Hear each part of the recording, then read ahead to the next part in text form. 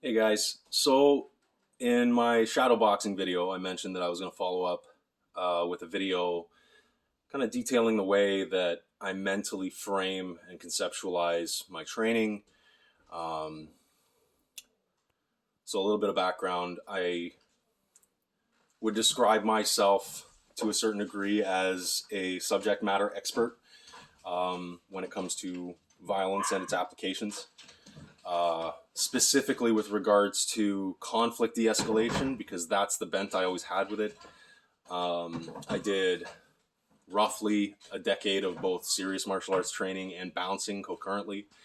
And in the course of my bouncing career, I kind of worked security all over Ontario, different cities, different venues, a bunch of different places. I freelanced for a couple companies.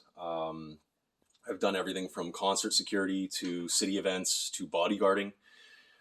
So it kind of follows a wide spread. And in that time, I de escalated and broke up and was in hundreds of fights. So when I speak about this kind of stuff, I like to think that it's coming from a place of experience. Um, Initially, when I got into my martial arts training more seriously, I was in my early 20s. Pretty angry young man coming out of a relatively violent childhood. And I didn't want to be fucked with anymore because I was the victim of a lot of violence when I was growing up. And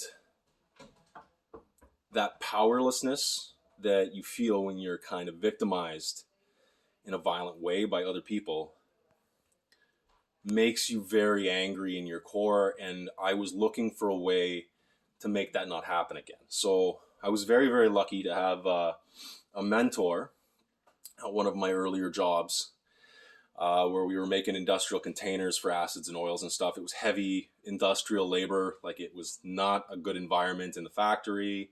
I think I suffered some permanent lung damage because of it. We were working with like powdered plastic. There was like grinding particulate, welding smoke in the air all the time. And even though we would wear ventilators, I would come home and hack up like loads of black shit as a non-smoker in my shower as I was taking showers in the evening. Um, but the best thing that came out of that job was I developed a relationship with my supervisor, Dean, who was a black belt in Shotokan. And he kind of became a mentor, one of my first mentor figures in my adult life. And he was very, very keen on getting me involved in martial arts because he said to himself, or he said to me early in our interactions when I was still a temp worker before I got hired on permanently there. And I worked there for about a year, a little over a year, before I went back to school. And he said to me, he's like, you kind of have the right kind of mindset and personality type for karate. You should look into it. So I went and I shopped around and I tried a bunch of different styles of martial arts. I tried Taekwondo for a bit, but because I've got like back problems and kicking for me kind of hurts, if it's not just like those simple little leg kicks that I've demonstrated, um, it didn't fit me. I tried a couple other styles of like karate. I did some Muay Thai. I did some boxing, some jiu-jitsu.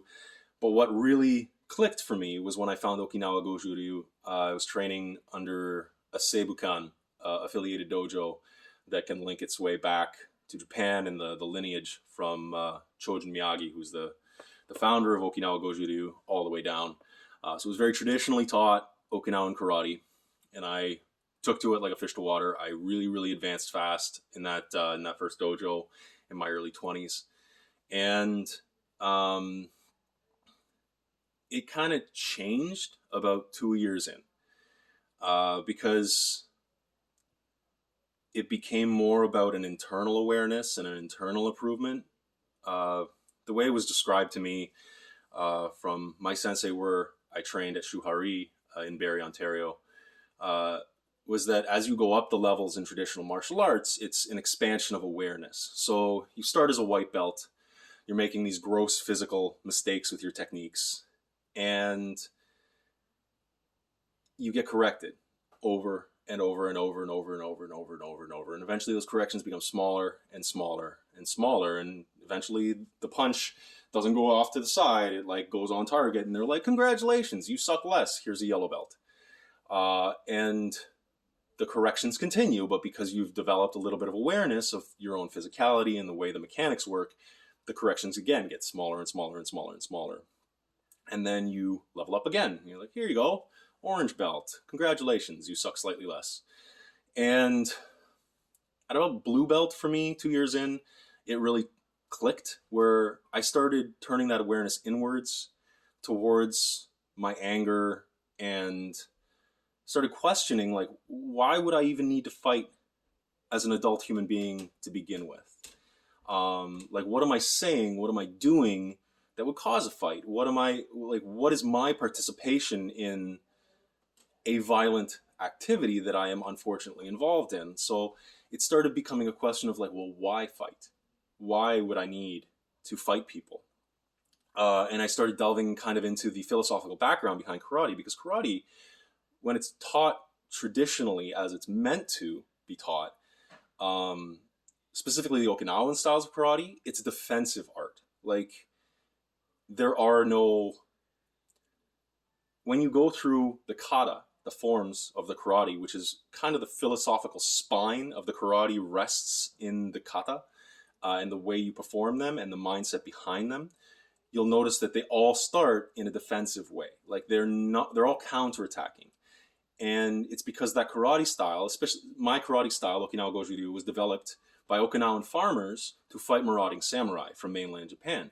So it's about the energy and the spirit that you bring to your martial art that was defensive to begin with. And I started really, as I mentioned, delving into the philosophical background as I was undergoing this internal change. This awareness was developing, and I started questioning, like, why am I angry? Why do I not want to fight? Like, why would I be fighting? And as you continue to go up in the levels, it's a honing of that awareness. I give all credit to my sensei, Brian Moret, who awarded me my first and second black belts.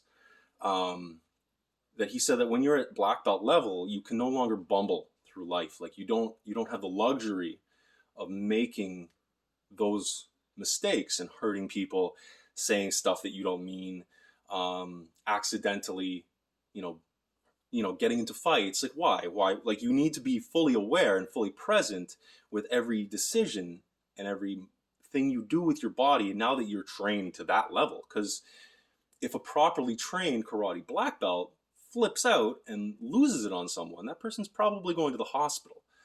The same with any other martial art. When you're at a certain level of training, Joe Rogan actually said it best. He said, people watch the UFC and they think to themselves with no training, oh, I can do that, because they've been indoctrinated by Hollywood.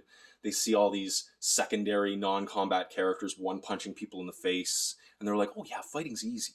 And it's like, no. You can't do that any more than you could, as a layman, walk into the office of, a chartered accountant and do their books, or walk into the workshop of master carpenter and produce works to their level. Like, you can't just assume that because you've seen a skill, you can replicate it. And yeah, like, a person at a certain level of training becomes very, very dangerous. So it has to, in my mind, have that philosophical backing, because I'm very much of the idea, like very much of the school of thought, that the ultimate ideal for a warrior is peace. Like, you don't want to fight when you're at a very high level of training. The most peaceful people I've ever met in my life were some of the most dangerous. My sensei, my grandmaster, my shihan. These are people who, if they absolutely wanted to, could cause immense physical harm to other human beings, but they never would, because they have the philosophical backing behind their training.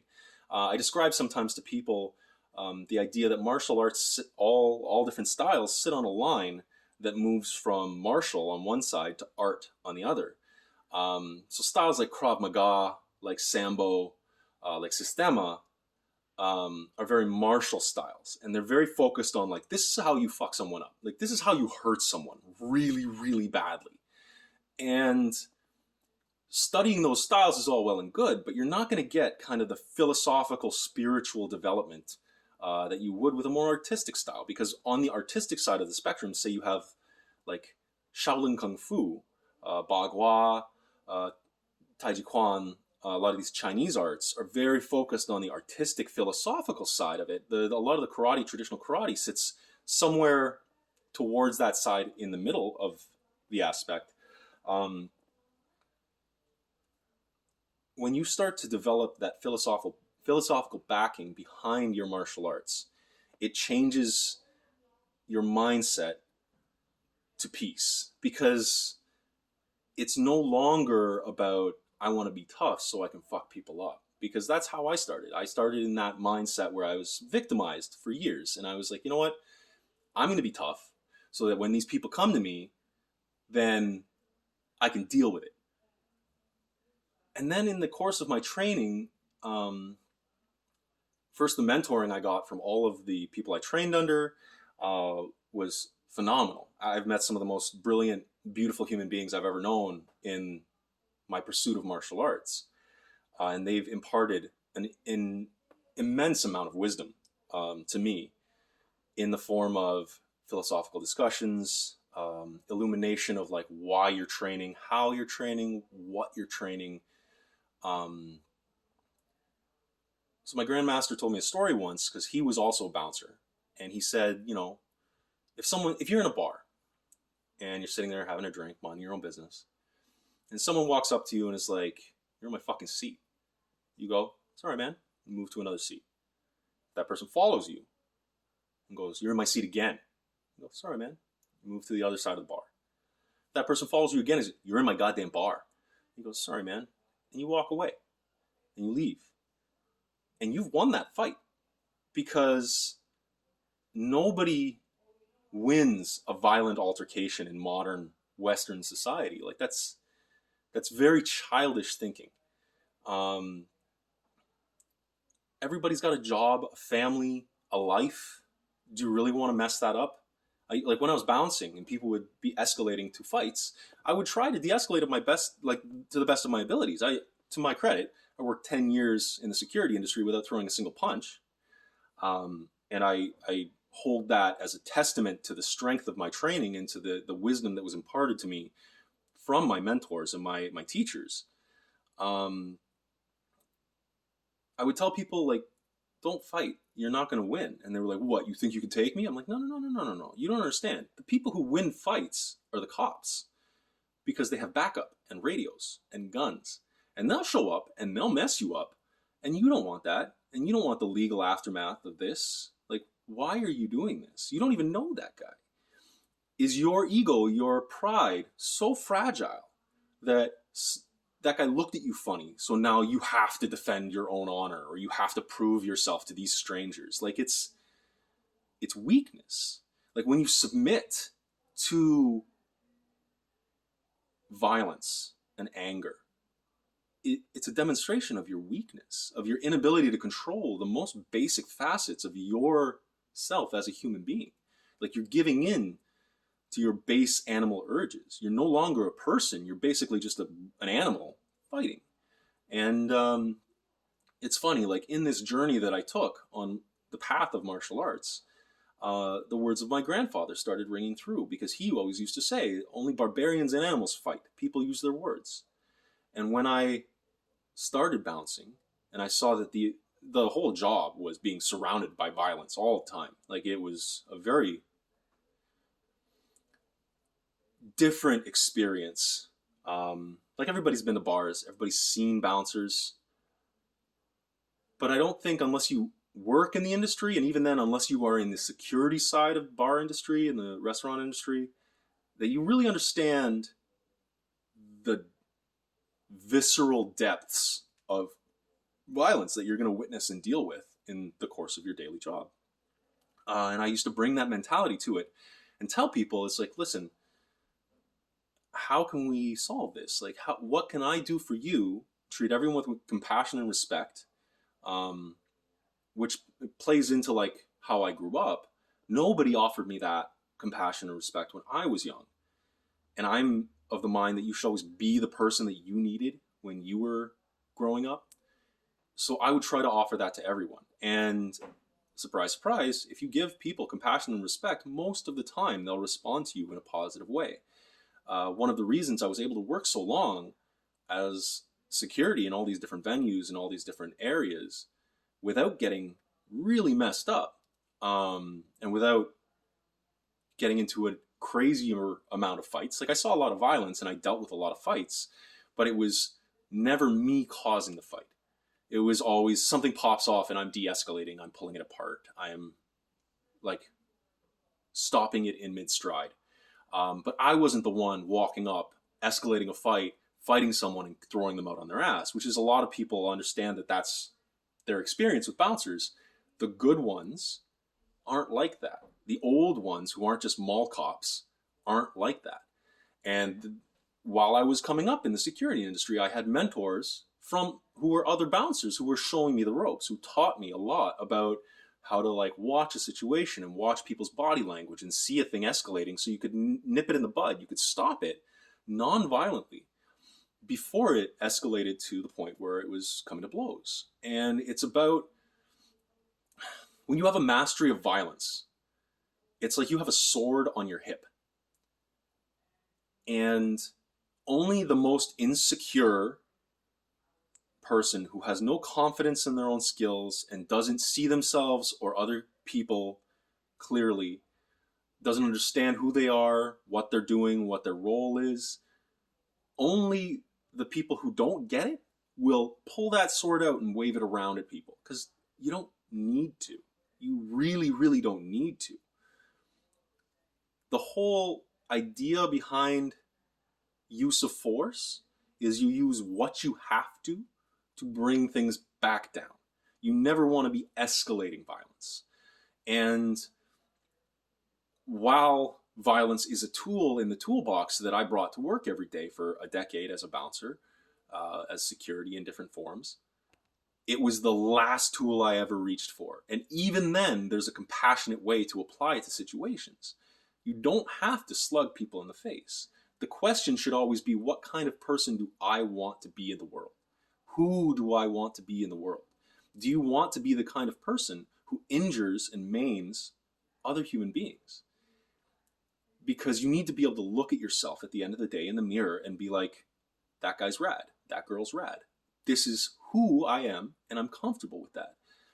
And I kept coming back to this idea as I progressed in my training of like, who do I want to be? What is the expression of my humanity? I started my martial arts training to master violence so I could apply it in a visceral, quick, fight-ending way if someone came at me. And then I started thinking throughout the course of my training about my grandfather's words. I had mentors telling me stuff like the best block is one you never have to make because you're not even in the fight. And those words really rang true. And I think that as a whole, everybody should train in traditional martial arts to come to this realization through the development of their awareness of themselves, of their past, of their mentality, of their reasoning behind mastery of violence. Like, why are you doing the thing? What is it about the thing that draws you to it? It's all well and good if you know how to fight, but that skill set in a modern peace-loving, peaceful society has no actual application beyond like, oh shit, it's time to fight. Which brings me to my final point on this little rambling rant that I've been going on. Sometimes you do have to fight. There will be times where de-escalation fails. Someone's not listening. Someone's coming straight at you. I've definitely had my life in danger a couple times.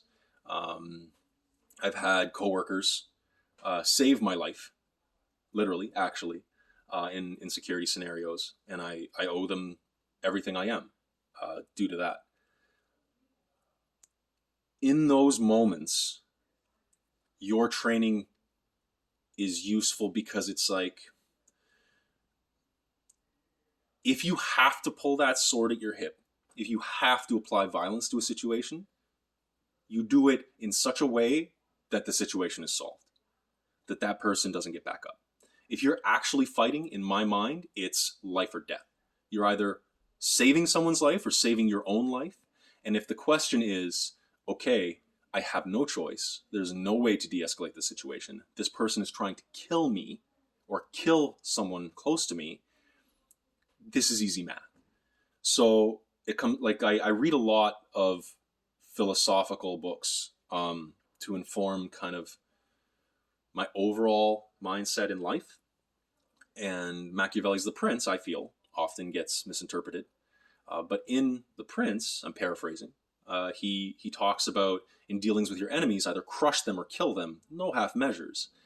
And it's this understanding of if you have to apply violence, if you are in a place where de-escalation has failed, a peaceful approach has failed, talking has failed, this person, your adversary in whatever way, is trying to actively kill you, you have to end it. You can't have a half measure attitude when it comes to actually switching it on. Because that could get you killed, or that could get someone you love killed. And this is where it comes to the point of you draw that sword, you use it to deadly effect, and then you put it away again, and you return to this peaceful center. Because while violence is a tool you have, it shouldn't be the first one you reach for. And when you do pull it out, it should be, sadly, with purpose, to its full extent, and then you put it away again so you don't have to use it again. It's unfortunate that so many lay people, with regards to violence in martial arts, are almost always the first ones to call for it and the first ones to espouse it in their daily interactions with the world. I firmly believe that one of the reasons we've seen such an uptick in, for example, police violence is that the cops aren't trained well enough. You need a deeper understanding of the thing so that you can develop that awareness of yourself. And then you start questioning, like, well, what kind of a human being am I that I would treat other human beings this way? When you are subject to violence and you understand how that feels, and you kind of like spend years studying it and mastering it, you don't want to do that to other people. It becomes kind of a spiritual mission not to, and to use other Jedi mastery ways, bringing in the Star Wars aspect to, like, oh, you don't want to fight me, I don't want to fight you.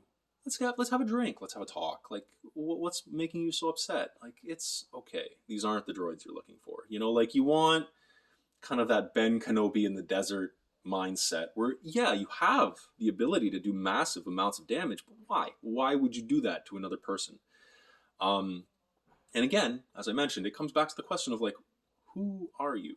Who do you want to be in the world? Do you want to be the kind of person that inflicts pain and suffering on others? When I ask myself that question, the answer is always no. I want to become the person that I needed growing up, which is someone who's patient and compassionate and kind, and will do everything possible to help other people and lift them up. And you can't be that if you're a bully. And you can't be that if you're a predator. It's impossible to juxtapose those two mindsets of predation and bullying and like domination alongside peace and understanding and kindness. Like, they don't jive. So you have to choose throughout the course of your training. If you're genuinely pursuing martial arts, you have to choose the kind of output that training will have in its expression of you as a human being. So when I talk about the techniques that I use, and I talk about, like, oh, well, doing this way breaks this rib, or doing this way smashes this clavicle, that's from a technical aspect, because you're learning these techniques that are the application of violence. From a philosophical, spiritual side of the training, never in a million years would I willingly engage in violence for violence's sake against other human beings.